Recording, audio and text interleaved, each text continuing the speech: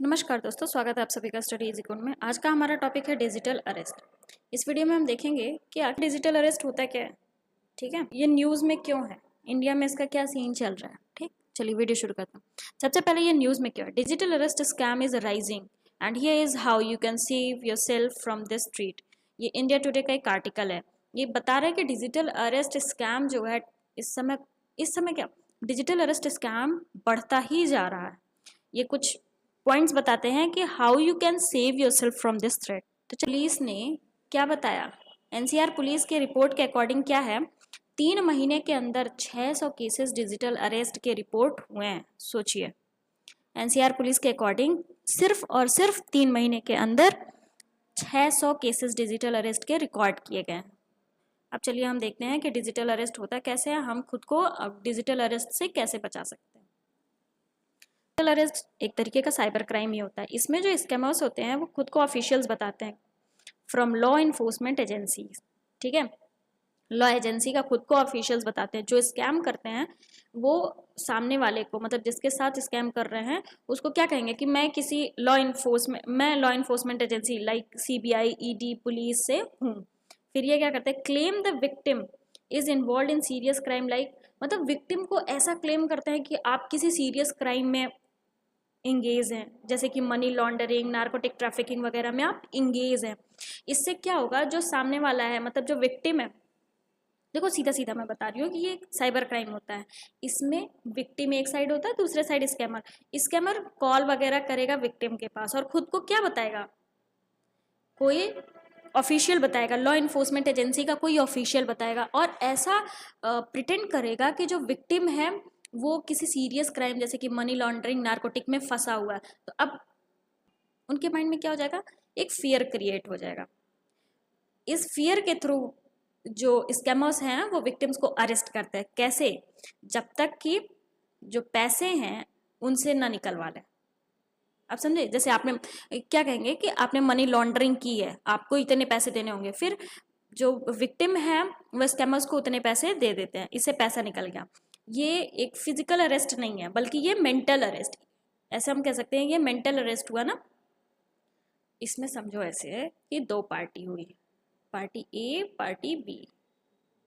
ठीक, अब ये पार्टी जो ए है ये स्कैमर है और ये विक्टिम है। ये विक्टिम समझिए अपना काम कर रहे हैं, आराम से अपना काम कर रहे हैं। स्कैमर्स का कॉल आया कि आप, ये खुद को बताया कि मैं कोई इन्फोर्समेंट एजेंसी से हूँ और आपने मनी लॉन्ड्रिंग वगैरह क्राइम में फंसे हुए हैं। ये फिर ये बोलेंगे, पैसों की डिमांड करेंगे, आप इतना दे दीजिए आपकी सारी चीज़ें फाइनल हो जाएंगी, और ये इनको पैसे दे देंगे। फियर में आकर के ये इनको पैसे दे देंगे। ये हुआ प्रॉपरली डिजिटल अरेस्ट। ठीक, आई होप आप लोग को समझ में आया होगा। अब इसका इंडिया में एग्जाम्पल देख लेते हैं।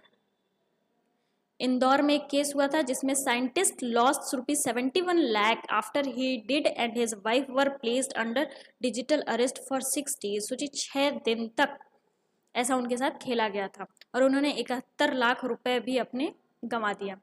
फिर दूसरा केस कहाँ का है, बेंगलुरु का। बेंगलुरु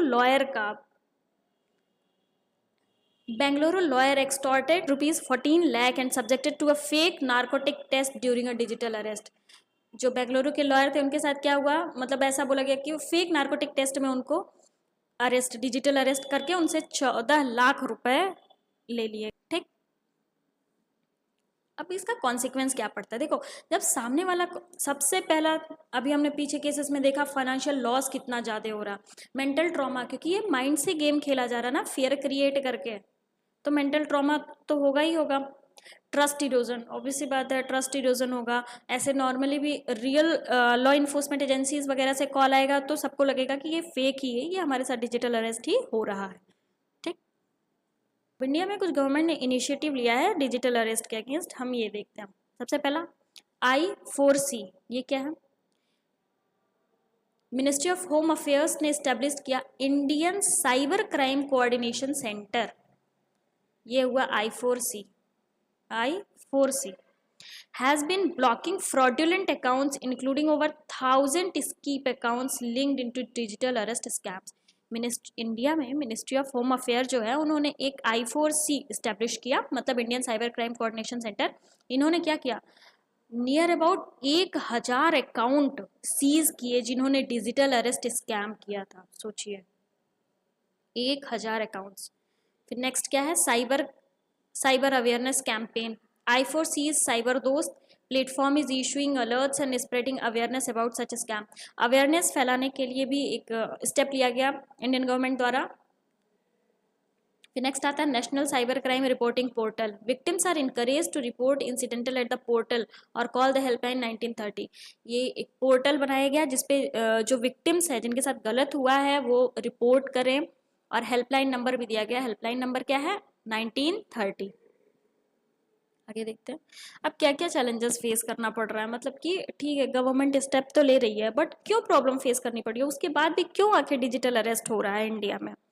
सबसे पहली बात तो लैक ऑफ अवेयरनेस। लोग अवेयर नहीं है, लोगों के पास कॉल आता है ठीक है वो डर जाते हैं, जो पोर्टल है उसका यूज़ नहीं कर पा रहे हैं बिकॉज ऑफ अवेयरनेस, क्योंकि उनके पास अवेयरनेस नहीं है। नेक्स्ट आता है डीप फेक टेक्नोलॉजी। इस समय तो डीप फेक टेक्नोलॉजी अपने पीक लेवल पे है।